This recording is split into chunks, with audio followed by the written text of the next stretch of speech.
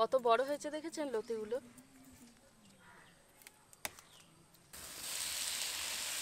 আর এই মাছের মাথাও দিয়ে দেব। গরম গরম ভাতের সাথে এরকম কচুর লতি ফাটাফাটি। মাছের মাথা দিয়ে কচু রান্না। বাগানের দিকে চলে এসেছি আর বাগানে প্রচুর কচুর লতি হয়েছে, সেই লতি তুলে নেব। জলার দিকে প্রচুর কচু গাছ লাগানো হয়েছিল আর এগুলো সবই সাউর কচু। আর দেখুন বেশ কত বড় হয়েছে, আর প্রত্যেকটা কচু গাছের লতিও বেশ ভালোই হয়েছে। আর গাছগুলো জল পেয়েছে তো এত সুন্দর লম্বা হয়েছে, প্রায় আমার সমান সমান হয়ে গেছে। আর সাউর তো এখনো সেরকম বড় হয়নি, অল্প একটুখানি করে বড় হয়েছে। আর লতি কিন্তু বেশ ভালোই হয়েছে। লতিগুলো শুধু শুধু পড়ে নষ্ট হবে, তার জন্য ভাবলাম তুলে রান্না করি। এই দেখুন এইগুলো হচ্ছে লতি। প্রত্যেকটা গাছ থেকে প্রায় 3-4টে করে লতি বেরিয়েছে। আর এই লতিগুলো সব থেকে বড় হয়।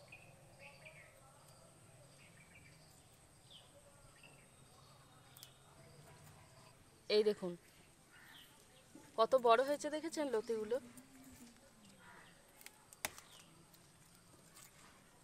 এই দেখুন লতিগুলো আমি সব কেটে নেব। আর এই লতিগুলো খেতেও বেশ সুন্দর লাগে, কোনো রকম কিন্তু কুটাই না।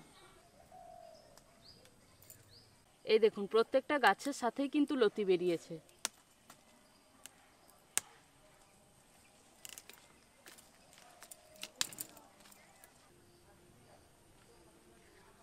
বেশ অনেকটা পরিমাণ লতি তুলে নিয়েছি, এবার চলে যাব রান্নার কাছে।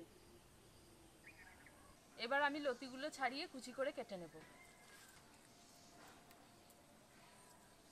আর এই লতি ছাড়ানো কিন্তু এমন কোনো ব্যাপার নেই, এরকম করে ঘষবো, তাহলে বাইরে একটা পাতলা খোসা থাকে, সেটা ছেড়ে গেলেই হবে। বটিতে ঘষে নিয়েছি হালকা করে, এবার দেখুন টানলেই ছেড়ে যাবে। লতির খোসাগুলো ছাড়িয়ে নিয়েছি, এবার এগুলোকে 1 আঙুল পিস করে কেটে নেব।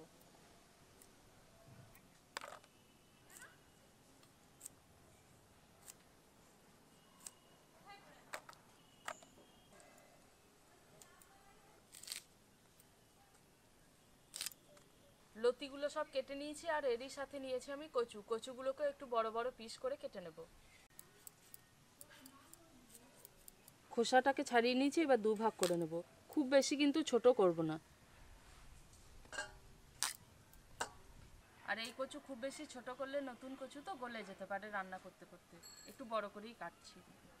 কচুর লতি আর কচু দুটোই কেটে নিয়েছি। আজকে আমি কচুর লতি আর কচু দিয়ে দুটো রান্না করব। একটা হচ্ছে কচুর লতি চিংড়ি, আর একটা হচ্ছে মাছের মাথা দিয়ে কচুর ঘন্ট। তার জন্য দুটো মশলা এখন আমি বেটে নেব।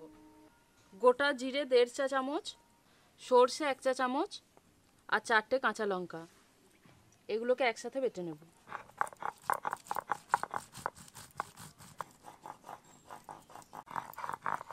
জিরে সর্ষেটা বেটে নিয়েছি, এবার এটাকে তুলে নেব। আরও একটা মশলার জন্য দিয়ে দেবো জিরে, ধনে দেব, আর শুকনো লঙ্কা দেব 3টে।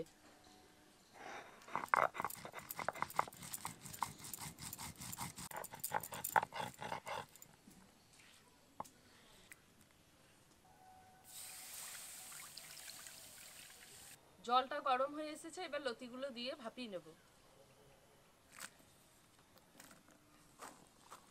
লবণ দিয়ে দেব পরিমাণ মতো, আর হলুদ গুঁড়ো দেব।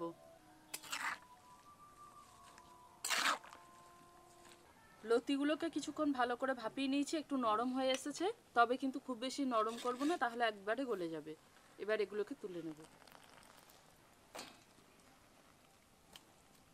লতি চিংড়িটা আগে আমি রান্না করে নেব, তার জন্য প্রথমে চিংড়ি মাছগুলো ভেজে নেব। চিংড়ি মাছের মধ্যে লবণ আর হলুদ দিয়ে মেখে রেখেছিলাম, এগুলো দিয়ে দেবো।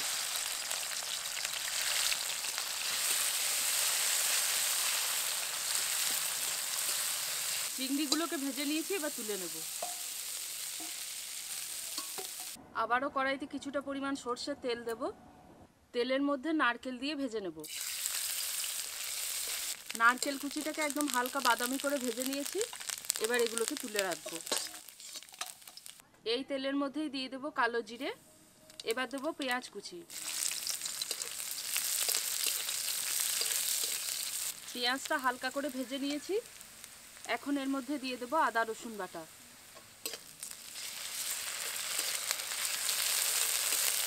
কিছুক্ষণ ভালো করে নেড়ে ছেড়ে নিয়েছি। এবার এর মধ্যে দিয়ে দেবো জিরে, সর্ষে আর কাঁচা লঙ্কা বাটা।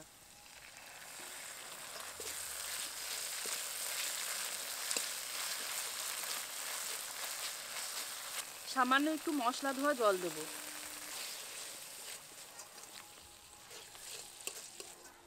এই মশলাটা নাড়তে নাড়তে এর মধ্যে দিয়ে দেবো স্বাদ মতো লবণ, হলুদ গুঁড়ো দেব, 4টে মতো কাঁচা লঙ্কা দেব। মশলা থেকে তেল ছাড়া পর্যন্ত ভালো করে কষিয়ে নেব। মশলাটাকে কিছুক্ষণ ভালো করে কষিয়ে নিয়েছি, রংটাও কিন্তু পরিবর্তন হয়ে এসেছে। এবার এর মধ্যে সেদ্ধ করে জল ঝরিয়ে রাখার লতিগুলো দিয়ে দেব।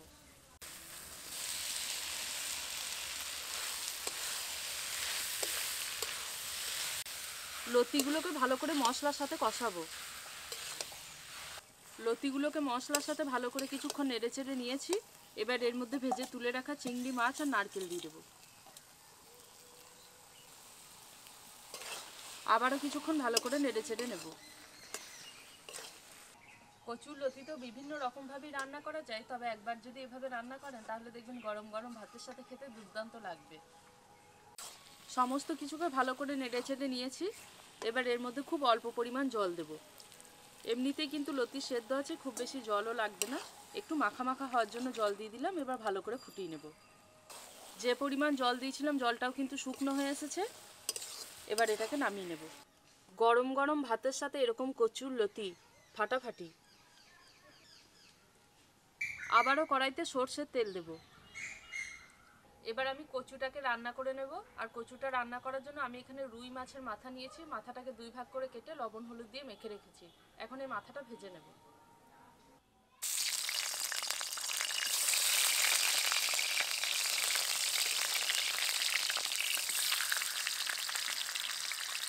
মাছের মাথাটা ভেজে নিয়েছি, এবার তুলে নেব। এবার এই তেলের মধ্যেই কচুগুলো দিয়ে ভেজে নেব।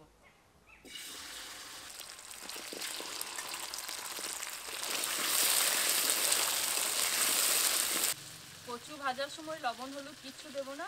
এখন লবণ দিলে কিন্তু কচুর মধ্যে যে হড়হড়ানি ভাবটা আছে সেটা তো কাটবেই না, আরও বেশি হয়ে যাবে। কচুটাকে লালচে করে ভেজে নিয়েছি। আর দেখুন, প্রথমে যেরকম হড়হড় করছিল এখন কিন্তু সেটা একেবারেই নেই, একেবারে কেটে গেছে। এবার এগুলোকে তুলে নেব। তেলের মধ্যে দিয়ে দেবো 2টো তেজপাতা, শুকনো লঙ্কা দেব, আর অল্প একটুখানি গোটা জিরে দেব। ফোড়নটা ভাজা হয়ে এসেছে। এবার এর মধ্যে দিয়ে দেবো পেঁয়াজ কুচি। পেঁয়াজটা একদম হালকা করে ভেজে নিয়েছি।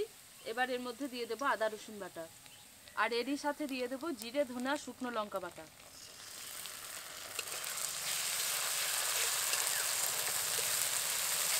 মশলার কাঁচা গন্ধ চলে যাওয়া পর্যন্ত কিছুক্ষণ ভালো করে নেড়ে চেড়ে নেব।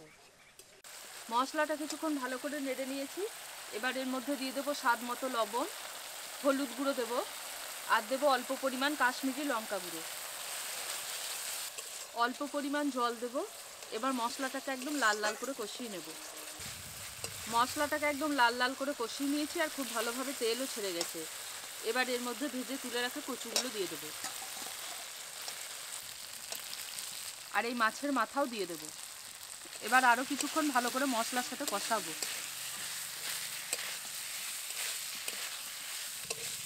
নাড়তে নাড়তেই মাছের মাথাগুলো কিন্তু ভেঙে গেছে। ভালো করে কিছুক্ষণ কষাবো, তারপর কচুগুলো সেদ্ধ হওয়ার জন্য জল দেব। এবার এর মধ্যে জল দেব।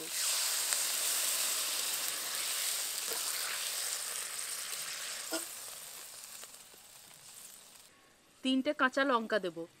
এবার চাপা দিয়ে সেদ্ধ করে নেব। কচুগুলো সেদ্ধ হতে দিয়েছিলাম বেশ অনেকক্ষণ হয়ে গেছে। কচু খুব ভালোভাবে সেদ্ধ হয়ে গেছে। এবার এটাকে নামিয়ে নেব। আর কিন্তু খুব বেশি শুকনোও করব না। মাছের মাথা দিয়ে কচু রান্না। রুই মাছের মাথা দিয়ে কচু রান্না করলাম, আর তার সাথে হচ্ছে লতি চিংড়ি। যে কোনো দিন কিন্তু দুটো রান্না করে দেখতে পারেন, অসাধারণ লাগে গরম ভাতের সাথে। আজকের ভিডিওটা এখানেই শেষ করছি, দেখা হচ্ছে পরের ভিডিওতে নতুন রেসিপির সাথে। আর আপনারা অনেকেই অভিদীপের কথা বলেন, আসলে অভিদীপ এই সময় বাড়িতে থাকেন না, স্কুল যায়। আজকে এখানেই শেষ করছি, সবাই ভালো থাকবেন, সুস্থ থাকবেন।